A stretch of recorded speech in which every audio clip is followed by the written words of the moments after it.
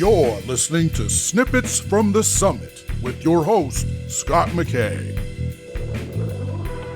How's it going, gentlemen? This is your main man, Scott McKay, coming at you again with another Snippet from the Summit as part of the Mountaintop podcast from X and Y Communications. Today, we're going to throw a term on the table that gets bandied about a lot in the world of men's dating advice, indeed a lot in the world of self-help in general. And that's the term jaded. You often hear about people who feel as if they've gotten jaded or someone's been jaded. And what is meant by that particular term? Well, it means someone has been worn down by life or by experiences enough where they've basically built an expectation that, if I try to do this again, it's just going to end up in the same crappy result. In other words, because of a series of bad experiences, even bad decisions, or simply bad breaks, or call it even bad luck, what's happened is you have built a habit of losing. The expectation is now that effort really isn't even worth it because the result will be the same negative result. It's the Schleprock effect all over again, guys. But if you say that you've gotten jaded, it's a way to build up a wall that protects you from taking responsibility for what's happened. Simply put, the phrase, I've been jaded by this, I've gotten jaded, implies lack of personal agency, doesn't it? It implies victimhood. Something did this to me. Well, I could sit here with a Pollyannish refrain of, hey, stop thinking something did something to you or something happened to you and start thinking this happened for you instead. Pat yourself on the back, little buckaroo, and get back out there. Well, that would be really nice and those words would sound good, but I think the love has to be a little tougher in this situation. Gentlemen, if you feel like you've fallen into the trap of having been jaded, you have the power to get out. It's a choice. It's a decision you will make to stop seeing yourself as having been influenced negatively by this series of decisions or happenings or events, and then you're going to make a decision to dust yourself off, get back up, and try again with a clean slate. Now, is there self-work that needs to be done? Are there patterns of your behavior or your decision-making that need to be fixed? If so, address it, but realize, just like if you know that you've gotten a little fat, you put on some lbs, you're not eating right, you're drinking too much, that if you do make those changes, the next time you do blood work when you go see the doc, the numbers have to be better because that's how the human body responds to making those changes that will affect your physical health, right? If you go to the gym and you start working out, you're not going to get weaker, you're going to get stronger because that's what working out does. If you go out and build your endurance, you run, you get on the bike, you do some swimming, your endurance and your strength are going to grow because they have to. Gentlemen, if you decide you're going to work on your social life, if you decide you're going to talk to women, if you decide you're going to erase some of these negative mindsets where you blame women, or indeed blame anybody and take personal responsibility and ownership instead, you absolutely have to see results. Now, here's the kicker, and here's where I'm going to throw a wrench in the works in this particular podcast episode. So far, at least, I don't think I'm telling any of you guys anything you don't know already. This feels a lot like a pep talk, I'm sure. It's a rah-rah speech. And yeah, maybe sometimes some of us need to hear that, especially when we've allowed ourselves to get into a funk, right?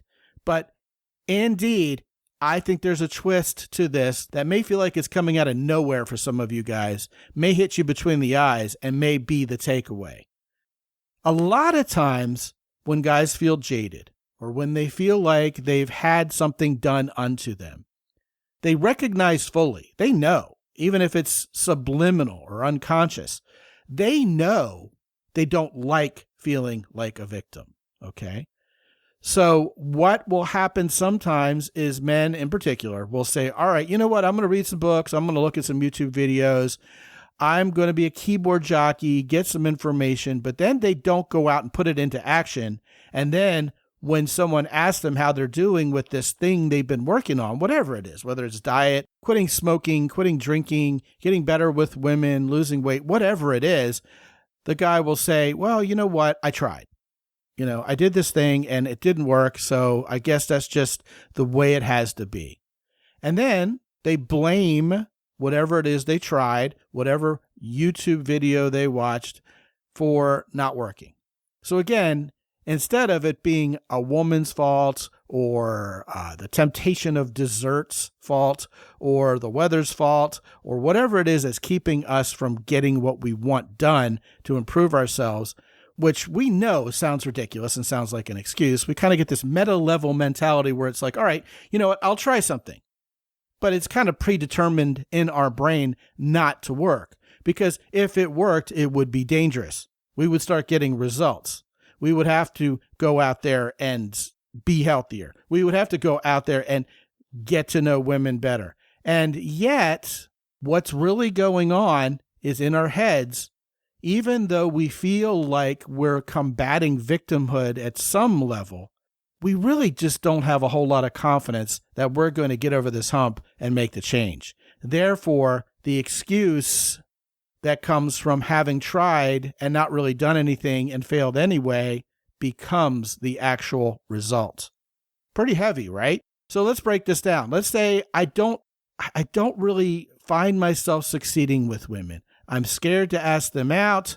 I'm not getting anywhere. I'm not going out on dates. Really, I'm not even getting past square one with women. So what do?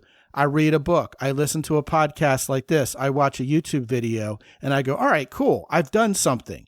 I'm not behaving anymore as if I'm helpless. I'm going out there and, I'm giving it some effort. And then what happens is after you listen to this podcast, after you watch a YouTube video, after you read a book, that is it. You don't do anything with it. You don't do what was suggested. And then you come back and say, well, see, I'm still not getting anywhere with women. All these books, all these videos, all these podcasts, they were all wrong. So I guess I'm just doomed. Kind of reminds me of when a guy comes to me and says, I can't get any women to go out with me. And I ask them in return, well, how many women have you asked out? And their answer is sheepishly, well, none. Gentlemen, simply being a keyboard jockey, simply saying you're trying or consuming some information is not the same as getting out there, taking action to get yourself out of the, well, just be jaded zone and start building your confidence and then start seeing results. And the good news is once you're proactive, and the key word there being active instead of, well, kind of either reactive or even flat out passive in terms of what you think you're doing to get the results. When you're actually active, you go out there and try.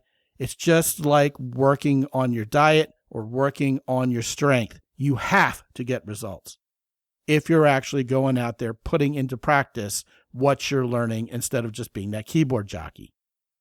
Want to talk about this or anything else?